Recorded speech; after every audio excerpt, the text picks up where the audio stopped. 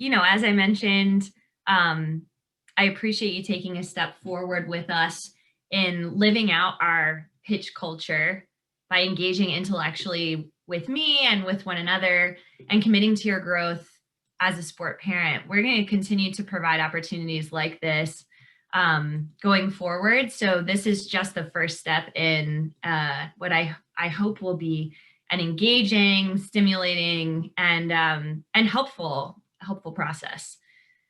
Like I said, invite you to turn your cameras on. You'll also engage over mics, but we'll keep them muted until that time comes.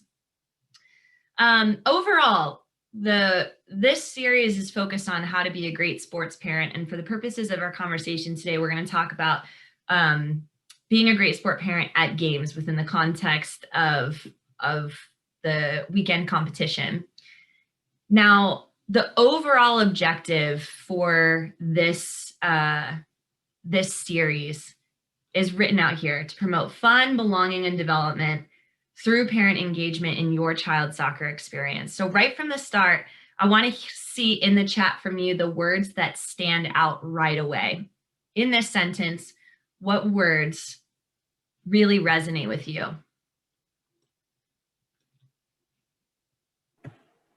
I think at this age, for me, it's fun and belonging. Just knowing my son that's a 2012, if he's not having fun, he's not going to want to be there. And if he's not making the friendships and the connections, it's not going to push him forward and want to develop or even keep playing. Thanks, Abby. I love that you kind of can't separate those two, that fun and belonging or fun and connection really go hand in hand in the experience of our players. And I appreciate you pointing that out. Anyone else want to speak to something else that's resonating from this sentence here, the words that are on the screen? I encourage you to look outside of just the purple ones that I've highlighted too, things that resonate with you. Can you read the question? I don't have my glasses on, I can't see. Yeah, sure. Promote fun, belonging, and development through parent engagement in their child's soccer experience. And Amanda, I'd love, if you don't mind, or if you're able to, for you to talk more about child's experience. Why does that resonate with you? Oftentimes I think as parents, we have certain expectations for our children's participation, but really it's about the child and their own development and what they find fun and exciting. And so oftentimes it's how do we put aside our own expectations to allow them to develop in their own way. I really appreciate that, Amanda. What I'm hearing you say is at the end of the day, it's not really about any of us that are on this call. It's not about you guys. It's not about me. It's the children that we all are serving together. And I think that's really important. I appreciate you pointing that out. For today's session, we have 3 objectives, and I would like one volunteer to read the first bullet point aloud there. You don't have to raise your hand or anything. We're all adults. You can just start reading. One volunteer to read it aloud. I value, support, and promote long-term player development. Thank you. Objective number 2. Can I get a new volunteer to read that one aloud? I'll read. I understand the impact of interference on performance and can modify my behavior to promote performance. Thank you, Angela. And finally, one last volunteer.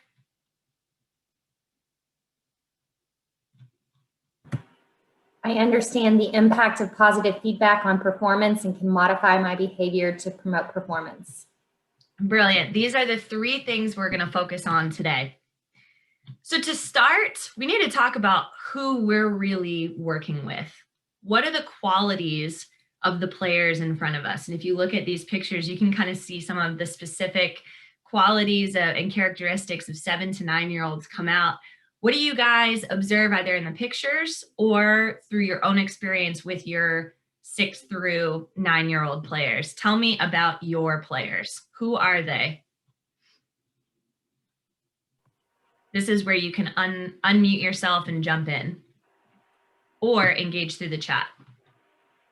A little silly, that middle picture with the kids, their arms in the air. I think, you put them in a soccer academy, and some of you or some of us might want to think it's going to be really structured and, you know, drill after drill. But at the end of the day, they're still, you know, 7 to 9 years old, and they're going to be goofy and sometimes lose attention.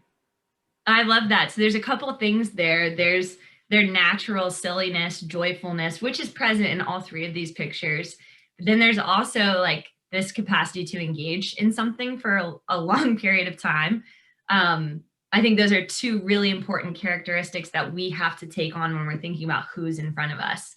What else is unique about the children in front of us?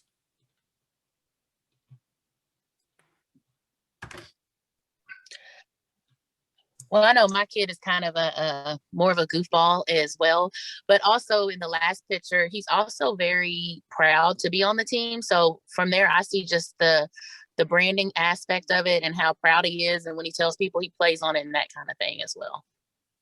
I love that. So this, to go back to the first point I think Abby made about fun and belonging, like being a part of something means a lot to them, and their relationship with us, meaning us as coaches, as representatives of that connection, in addition to the relationship with their teammates and being a part of something together, is huge and meaningful and something that they find pride in. Thank you for pointing that out. And I love what Brian says about the social aspect and the silliness being part of what kids love about coming to practice, especially now that they aren't getting to engage in that way in school.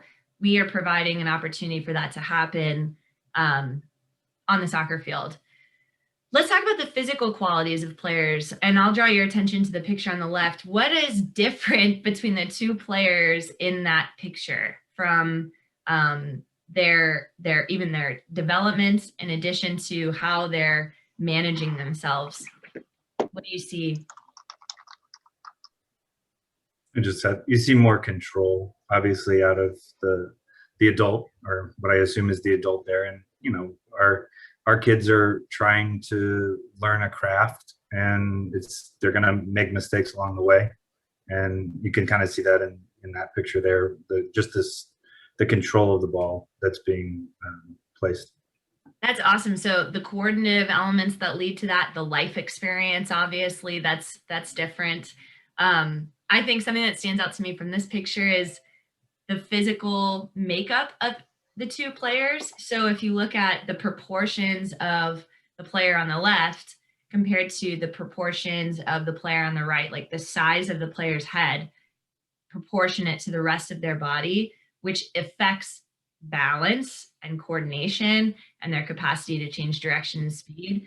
Like those are all significant influences on these two players. And frankly, elements that are outside of their control, characteristics that are outside of the player's control. That freedom to take risks has not been scared out of players at this age yet, which is great and something that we can capitalize on.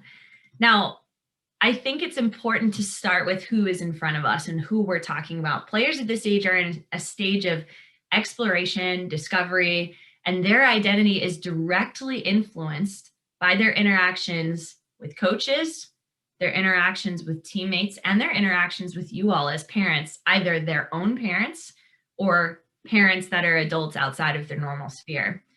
And our responsibility is not to force players to adjust to our adult environment. Our job is to meet them where they are in consideration of all of the qualities and characteristics that you all just described. It's important to take who players are and connect it to what we're trying to achieve. First and foremost, we have committed to a significant, impactful character development curriculum through our pitch value system. We are also responsible for significant amounts of human development in the cognitive, physical, and social emotional aspects for players. As coaches, we are also taking on a lot more of this than in past years, because classroom learning in these areas is not occurring as much. So we've had to take on more in our limited time with players to address cognitive, physical, and social emotional learning than we ever have in the past. Additionally, we have a specific soccer elements that we want to develop that are unique to our club, including our club game model and our age group training priorities. So we know who we're working with. This is what we're trying to achieve. And let's zoom in on the soccer specifics of this. This is a picture of a quick hit, long-term macro level view of how players should move through our Lou City and Racing FC program. I like to show this not because we're going to dive really deep on each of these individual priorities, but to raise awareness about where players are in their development. We are just getting started, and we have a responsibility, we meaning the coaches, we meaning parents, you all, to work together to keep players on the pathway so they have the best opportunity to maximize their individual potential. But we're just getting started. So I'm really excited to give you guys an opportunity to analyze some soccer film. We're going to look at a game together. Full disclosure, this video is from a former job I held. We're working internally to build a bank of our U8, U10 Academy teams. But in the meantime, it's important to me that I show you a similar style of play, as well as players who are close to the age of the players that we're working with in the U8 to U10 Academy program. So we're responsible for preparing our U8 to U10 Academy kids for the 9v9 game. So this is a picture of excellence that we are aiming to prepare our players for, so that you can look at the game through a realistic lens. So I'm just going to play this.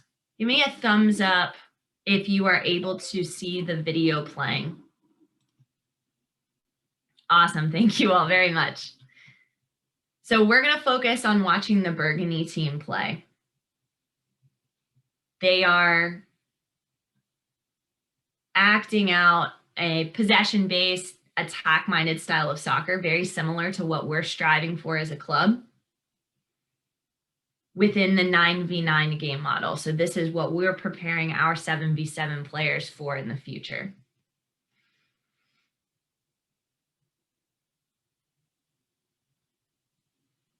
It's an exciting model of soccer to watch. So now I'm going to pause here and draw your attention again to the Burgundy team who are attacking from the right side of the screen to the left side of the screen. We're going to watch something really special happen here with a player on the far side in Burgundy, the little wide player who just received a pass and solved a problem in a really cool and clever way. So I'm going to back the video up so we can all look at that again together. Far side of the screen, player's running, receives a pass under pressure from a player twice his size, and finds a way out of a 1 versus 3 to advance the ball in a really creative way. So let's talk about what you saw. Tell me in that short clip what you observed. A lot of passing. And Okay. it seemed like they were always passing to move the ball forward, unless they were in trouble. I think I Okay. saw an instance where they passed back, but it seemed like they were really doing a good job of moving the ball in the right direction and continuing to move forward. What else? They were Good decision making. Good decision making? How do you They know were- it was good? I guess I should clarify and say quick decision making, not just panicking and not doing something. Okay. so they were passing when they couldn't dribble, right?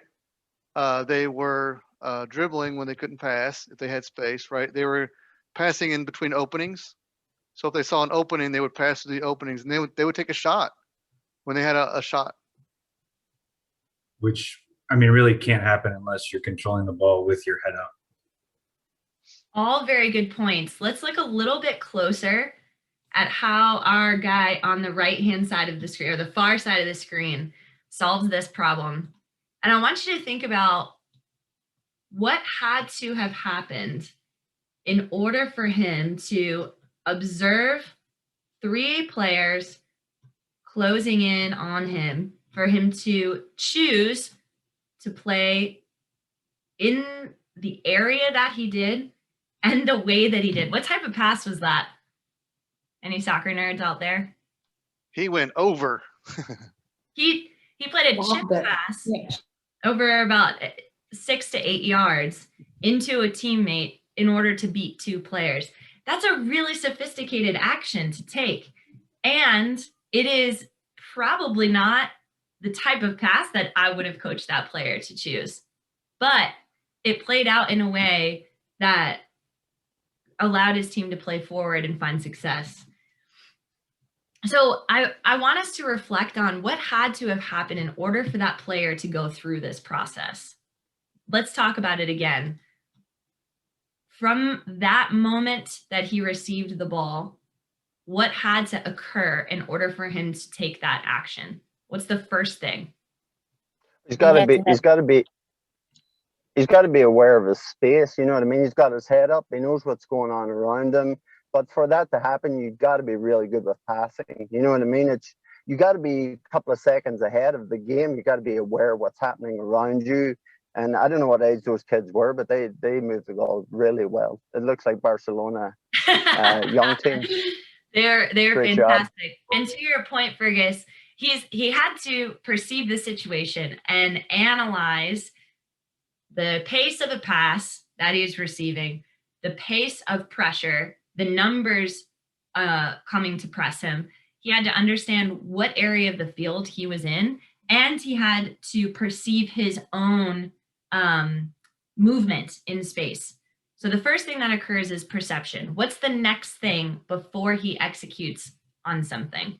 Perception, then he had to Control the ball.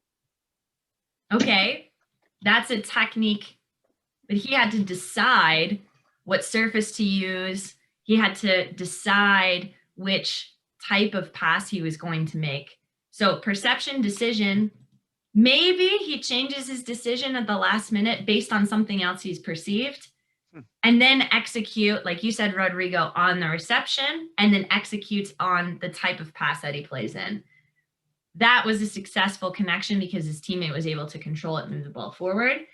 But sometimes in these situations, not always successful. So adaptation has to occur either on the positive side from reading the game and finding success, or adapting to something not working out. What impacted this process for that player? Or what could have impacted that Communication, from other players. I mean, Okay, just good. he could know where they are spatially. information from his teammates? What else impacts his ability to go through this process in that moment? Parents are injecting into what he's doing, or a coach maybe. Potential interference from Right. parents or from coaches. What else impacts that his ability to execute and find success or failure in a game? Anxiety. Oh, talk more about that, John. Yeah, I would say confidence. Yeah.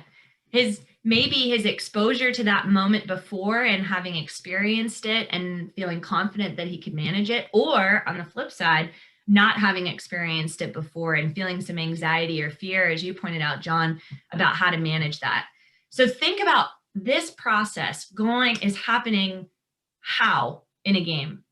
This process, perception, decision, execution, success, or failure. How is that happening?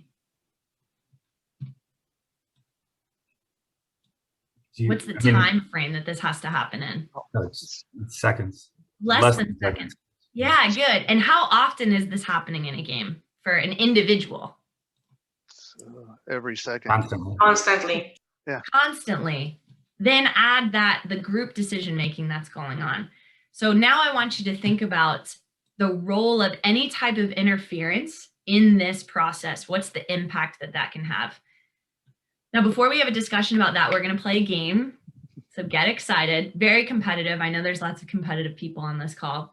For this game, you need to turn your mics on and your cameras on. So I'll give you a couple seconds to do that. We're going to have a competition. I'm going to advance the slide. On the next slide, there's going to be a list of words, okay?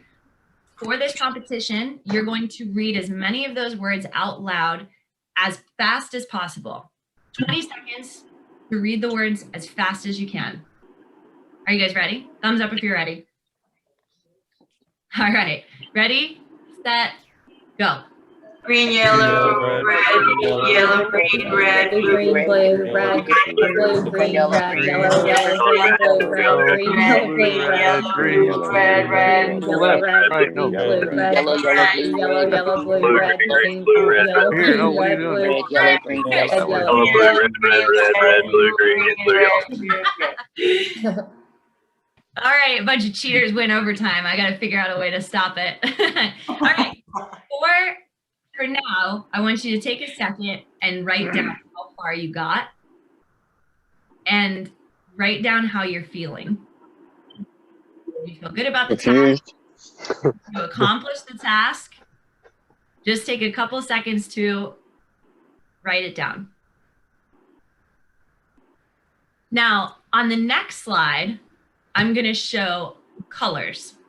All you need to do is identify and say the name of the color. As many colors as you can, as fast as you can. You only have 20 seconds. Ready, set, go. Yellow, green, red, blue, red, green, yellow, blue, red, green, yellow, I can't hear you. yellow, Yellow, green, red, green, yellow, blue, That's red. time. Whoa. How far did you get? And how are you feeling? Don't say anything out loud yet, just reflect. For the last one, I will display words again. The words will be in color. Say the color, not the word. Say the color, not the word. On your mark, get set, go. Green, blue, Blue, yellow, Color, Red, word, blue, green, blue, word, oh, red, red, blue, green, yellow, yellow, green, red, green, red, red, green, yellow, yellow, green, blue, time, green. cheers. Blue. Thank you for playing this game. Now, let's come back together and tell me how you're feeling. Speak up. Felt great at first and it just got worse, right? Jill, why did it get worse? Well, what made you feel great at first? Because I did the whole list and then I had to think a little bit more and then you really had to think. So yeah, thinking caused it to go slower. That hard thinking gets in the way of so much. So simple task, easy to accomplish. But as the task got more complex, Jill, did you feel more stress? Yes. Okay. Like my heart's racing a little. So you're having a physical response to the stress of this. Anybody Definitely. feeling some similar reactions? I feel old. nervous. Serena, what'd you say? I feel old. Tell me more about that. I just feel like at first I felt so successful, like I got this, and then because I'm competitive and I love games, but then afterwards I was like, my brain don't work. And why did you feel like, shoot, I don't have the resources to accomplish this task? I'm looking at it on my phone. One. Okay, so the tool that you're using is limited. Good, that's important. And then just the time it takes to process what I see versus what color was there. It was just, that processing time took longer than, I felt it should. So number one, you are showing up with a different resource from, say, Angela, who seems to be in a comfortable space, maybe watching on her computer screen. You two have different resources, and the task stressed your resources. Yeah. And is anyone starting to make the connections that I hope you all are making? Yes. Thank you. It's like too much information, too much go. So it's hard for the kid to focus when there's too much, going on. Yes, thank you for that. Let's connect the task that you all had to execute which was what? What was the task? Read a color. Read a color. Well, we needed to. With a lot of noise. I mean, that for me, I'm one of those people, I do better in a quiet space. So if I'm trying to read and I'm hearing a bunch of other people doing it at the same time, that created stress in of itself for me. And I don't know if it did for anybody else, but it sure did for me. Anyone else feel that interference disrupted your ability to execute on the task? Just raise your hand. Interference. Did it make it easier or harder? Harder. Harder. First got his thumbs down.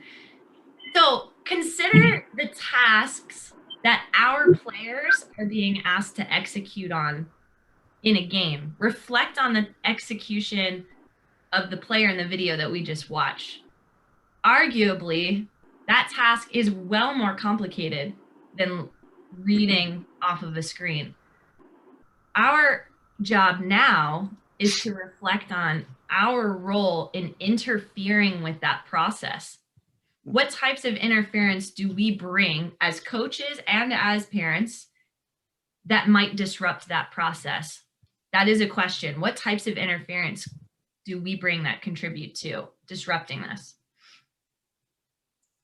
Perception difference. We don't see what they're seeing. We only see from the sidelines, and we're way behind.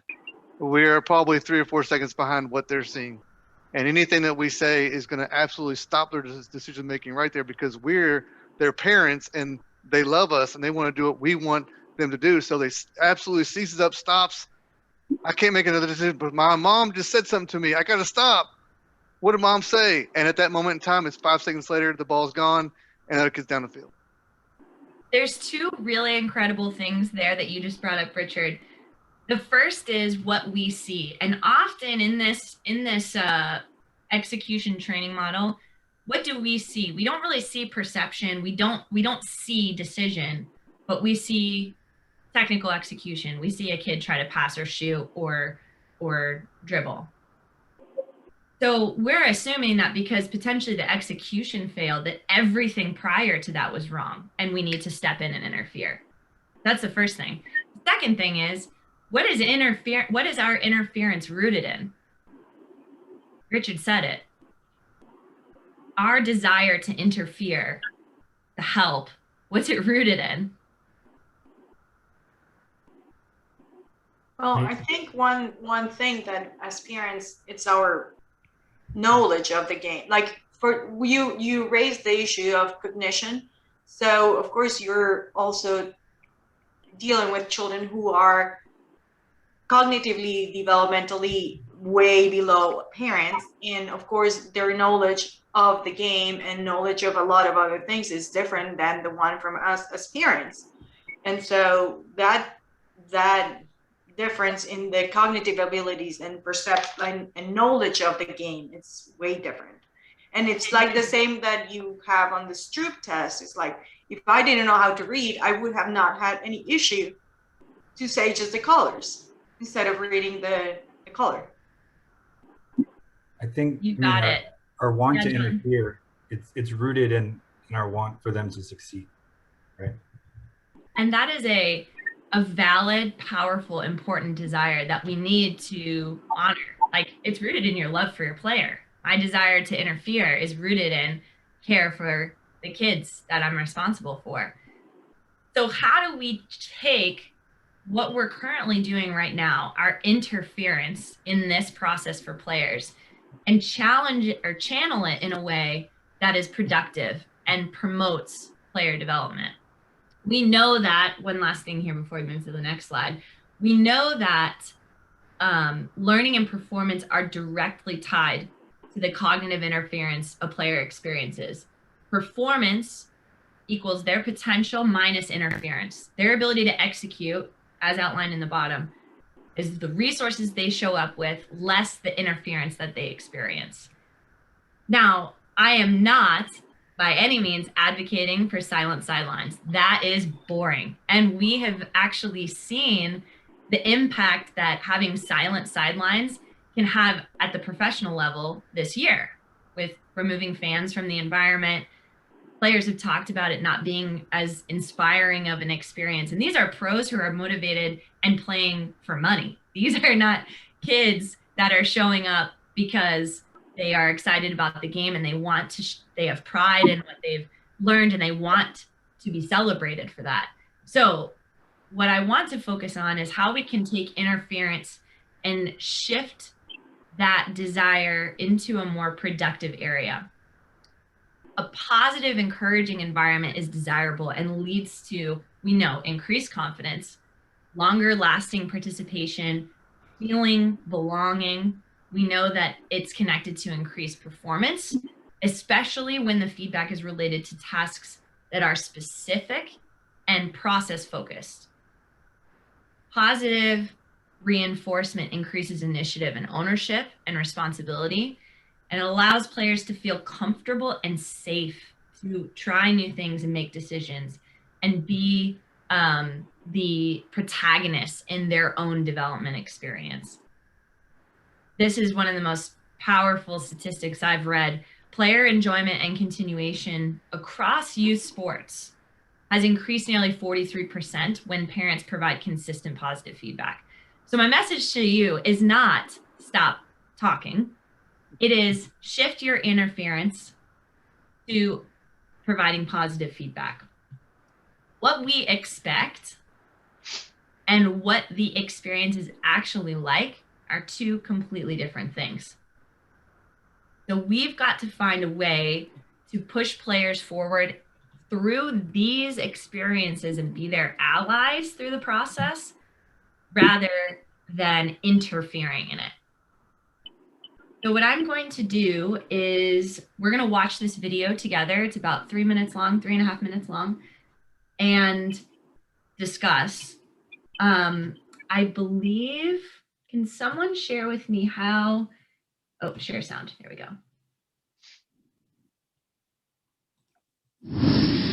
Thumbs up if you're getting sound.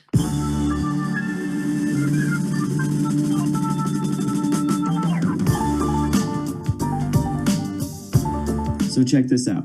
Carol Dweck and her colleagues wanted to look into the impacts that praise had on children's development. So what they did is they took over 400 fifth grade students from all across the nation, and they did a really simple yet interesting study. Here's how it went down. They gave all the kids a really easy nonverbal IQ test. There were 10 questions, and at the end of the test, they praised all the children in one of two ways. The first group was praised for their intelligence. So they said, wow, great job, you must be really smart at this. Now the second group was praised for their effort. So they said, wow, great job, you must have worked really hard at this. Now this is a really subtle difference, but the impact it had is incredible. So after praising the kids and getting them divided up into the two groups, they gave them all an option for their next test. The first option was, hey, this next test is going to be a little bit harder, but it's going to be a great opportunity to learn and grow. Now the second option was, this next test will be similar to the first and you will surely do well on it. Now the interesting thing is, out of the group that was praised for their intelligence, 67% of them chose the easier option, while 92% of the kids who were praised for their effort chose the harder test. This is unbelievable to think about, how just the subtle difference in the way that they were praised had such an impact. Carol Dweck explains why this happens. The child or adult hears, oh, you think I'm brilliant and talented. That's why you admire me. That's why you value me. I better not do anything that will disprove this evaluation. As a result, they enter a fixed mindset, they play it safe in the future, and they limit the growth of their talents. Whereas focusing on the strategies they use, the way they're stretching themselves and taking on hard tasks, the intense practice they're doing, those are the kinds of things that say to a child or an older athlete, it's about the process of growth. As a result, they don't feel, oh, if I make a mistake, you won't think I'm talented. They think, oh, if I don't take on hard things and stick to them, I'm not going to grow. Next, Dweck and her colleagues gave all the kids a really, really difficult test. It was one that they would surely fail, but they wanted to look at how the different kids attacked this challenge. Dweck noticed that the group that was praised for effort worked harder, longer, and actually enjoyed this test more than the group that was praised for their intelligence. This group got really frustrated with this test and had the tendency to give up early. After this artificially induced failure round, all of the kids were given a third and final test. Now this test was the same level of difficulty as the first one, but check out the results. The group that was praised for their intelligence actually did worse on this test than the first one. Their average score actually dropped by 20%, while the group that was praised for their effort did significantly better, raising their average score by nearly 30%. This is a 50% difference in performance that was caused by a few subtle differences in the way that they were praised. This study shows how praise can either make or break a child's development. I mean, we all do it. We all want to be positive with the children we work with, so teachers, coaches, parents are always looking for ways to support their kids and tend to praise them quite a bit. So we need to look at research like this and realize, okay, praise is a good thing and there's nothing wrong with being positive, but we need to be very careful about praising someone's intelligence or abilities and focus more on the process and the effort that they put forth. I think this is a pretty easy fix that will help us develop growth mindsets within the kids that we work with.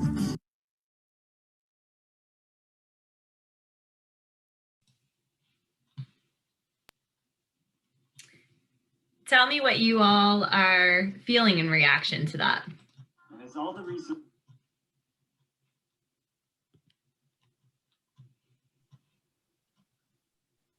I'm glad I picked the right one. I think it makes sense. I've seen, similar things in our own children, where my husband and I, depending on how we approach, their successes and failures, the different ways they react. And I definitely think what they just showed in that video aligns with the experiences we've had. And, they're going to work harder if they don't think they're going to mess up. That was something that really struck me. I think kids are constantly trying to obtain approval from their parents and their coaches and their teachers, that if they know they can work hard, but it's not perfect, they're going to want to keep working hard. I love that you made the connection to them, like their desire to please and figure out how we value them. And when their value is based on fixed things in their minds, how impactful is that when they're afraid that they can't meet the expectations of that value? I'm really glad you pointed that out, Abby. Anyone else have any thoughts, reactions? So in thinking about taking action on this, because the whole point of going through this exercise is to provide you all with the resources to take action. We're talking about moving from interfering to supporting players with positivity and encouragement in order to promote repeated action. So let's think about game day. On game day, we desire to interfere because we want to help or encourage, take our life experience and impose it on the kids that we care about. But we know now that that interference disrupts their adaptation to recognizing stimulus, processing it, and taking an action and learning from that experience.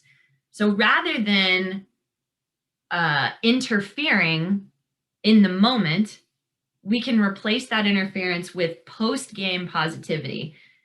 Now tell me what you notice about the different phrases that you see on the screen.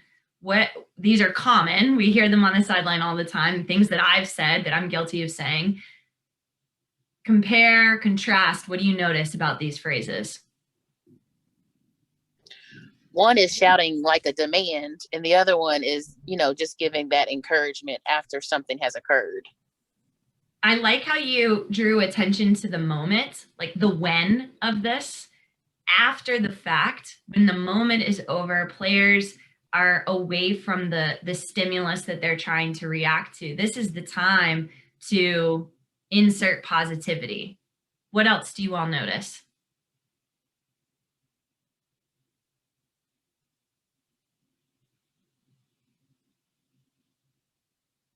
Something that's important, we said this earlier about this positive feedback, is it's most powerful and impactful when specific. So something here, nice shot, great pass.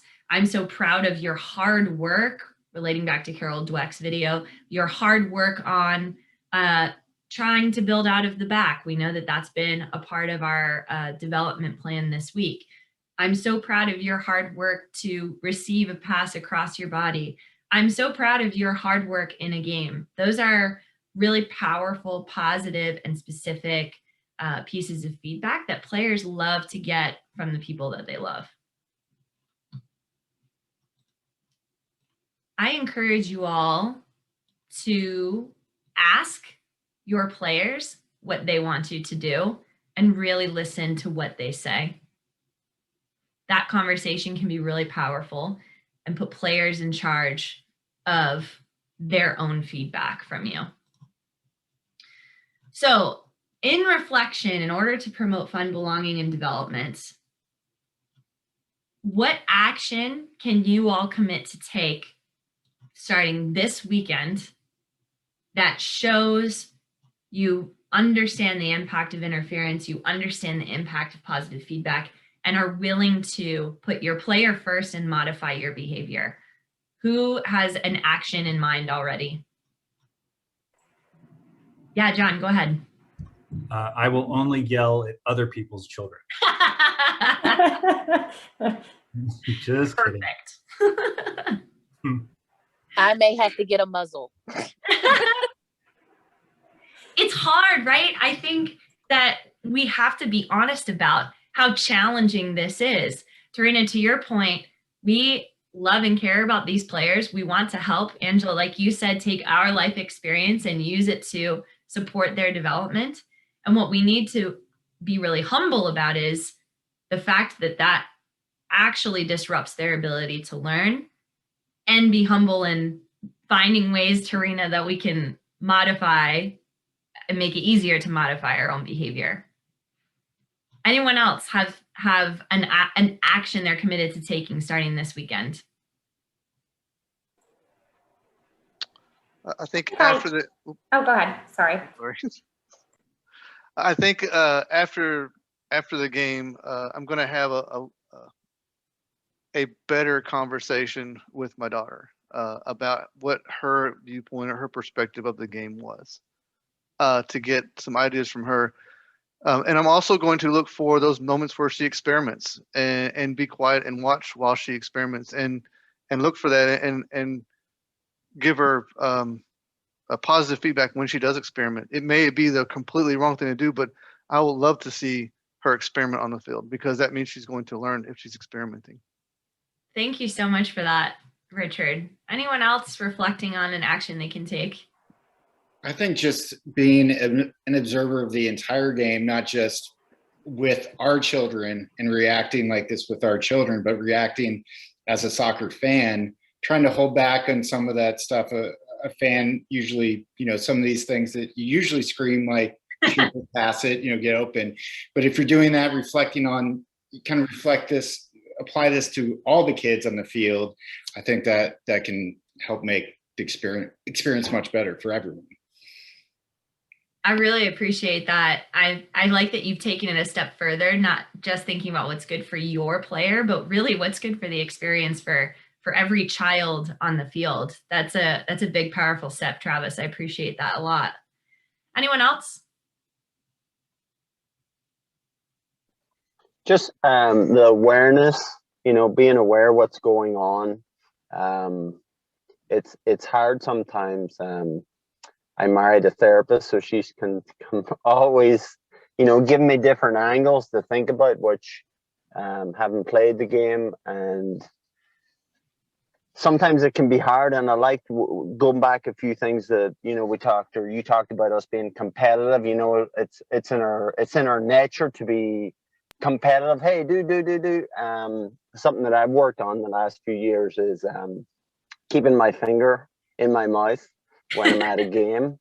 But I think the other aspect of that is, for me, is in previous years was frustration at the coaching or lack thereof. For me, that's hard. But thus far, I've been really impressed with you guys, your engagement, you know, and that kind of thing. And I try and be quiet and be positive because, again, I think about when I was a kid and what I went through, and it's been a really good experience. But you know, it's hard when you're in the heat of the moment. You get elevated, you get escalated, and my experience is I never make a good decision when I'm escalated. So you know, my goal, I guess, is just to let the coaches coach and hopefully do a great job. And you know, that's what I'm going to try and do. In all seriousness for me, I think I'm really going to try. I mean, I'm going to yell at some point, but I will try to use the positive, you know, great shot after the play kind of thing. Luckily, I don't know all the kids' names on the team yet, so I can't yell out other kids' names all the way. You know, I'm more encouraging, seems like to me, to other kids than I am mine, you know, but anyway. And then also, you know, I find myself, I'm going to really try to take some of those tools for after the game. You too. For after the game, really take some of that stuff and use it for afterwards, because a lot of times we try to reflect on the game right afterwards of, you know, maybe you should try this next time, or this, and this. And I think, you know, a lot of times I just read my son's body language and I can tell, okay, he's either shut down or he's not hearing it. So, you know, I stop, but really go into it using that positive reinforcement versus trying to correct the action that happened right after the game.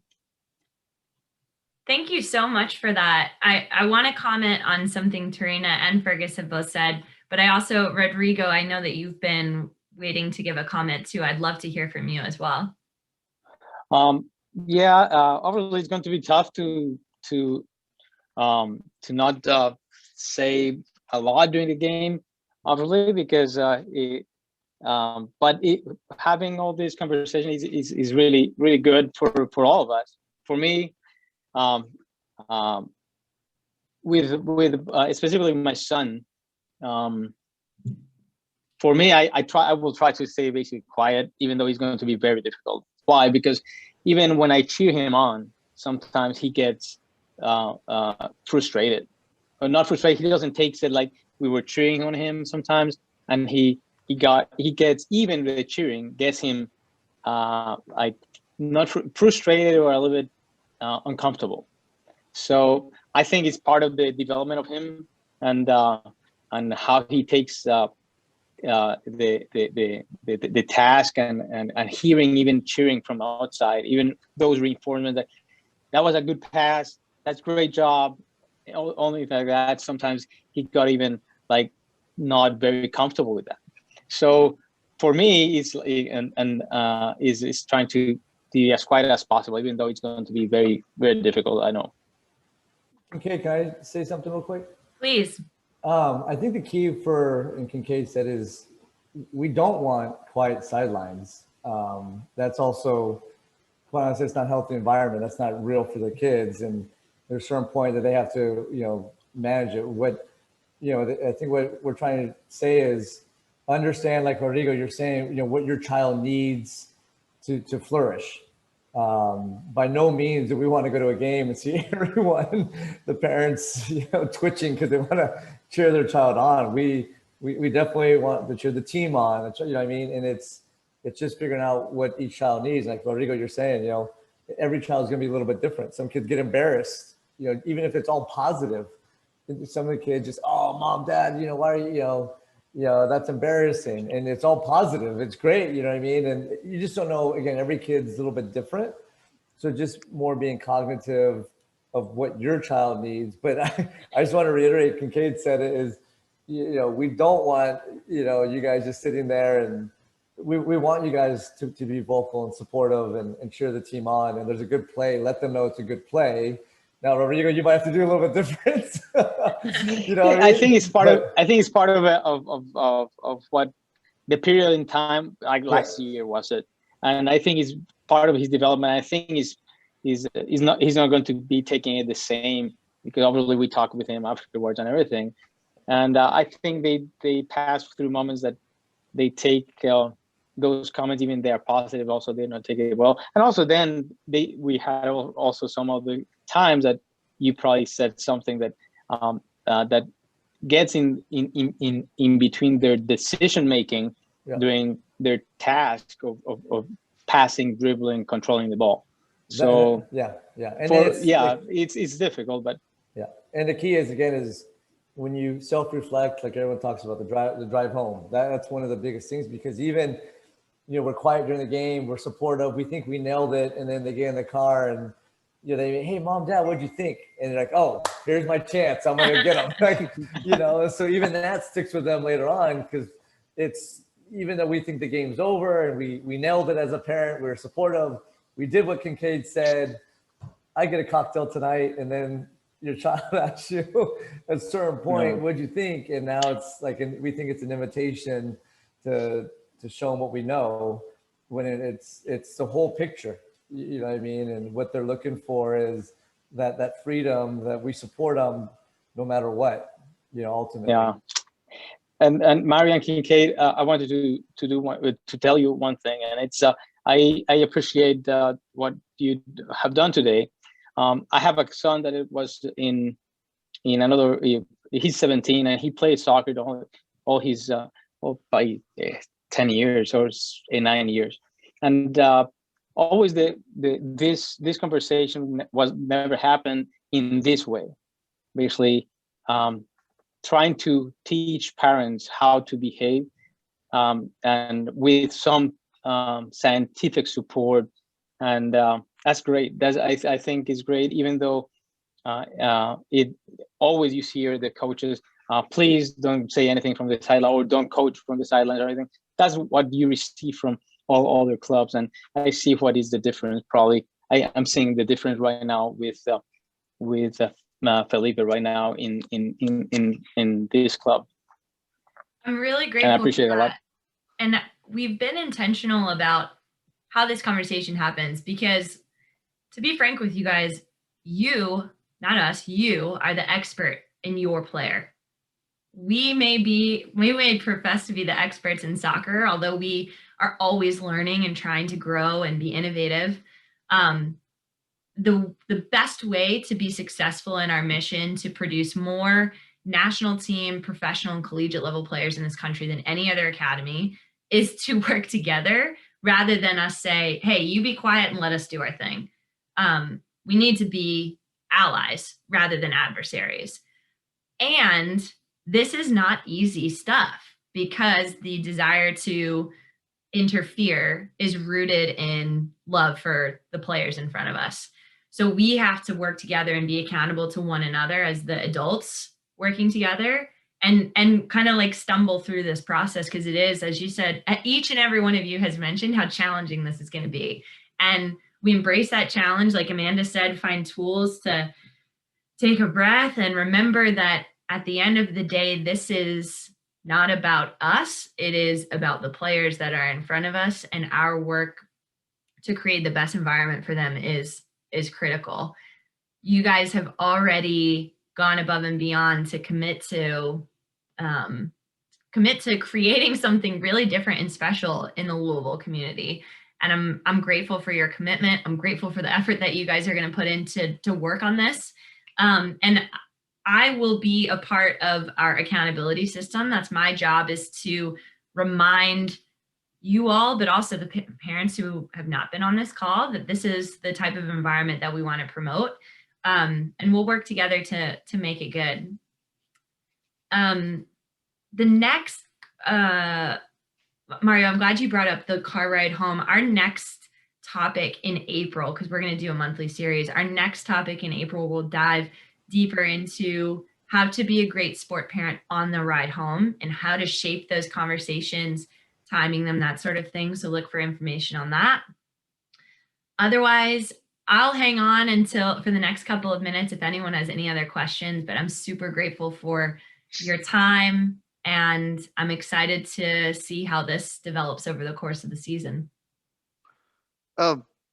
When we're talking about, I know we're talking about from coaches and players' perspective, being a member of the referee community, I do want to say that the referees sometimes will remind parents that we need to make sure that we're being or try to be that way with our kids. And maybe if you could do something like that later on, Kincaid, that'd be good too, I think. That's important feedback, actually, and something that I can incorporate into this presentation in the future. I apologize, I should have, to be frank, but that is definitely something that we want to take responsibility for as well. So thanks for bringing that up, Richard. Thank you all so much for your time. You're free to go back into the real world. Thank you for being so engaged, and I'll see you on the field soon. Thanks, you all. Kinky. Thank This you was for great. this. All right. Thank you. Bye. Thank you guys. Great job. Thank you.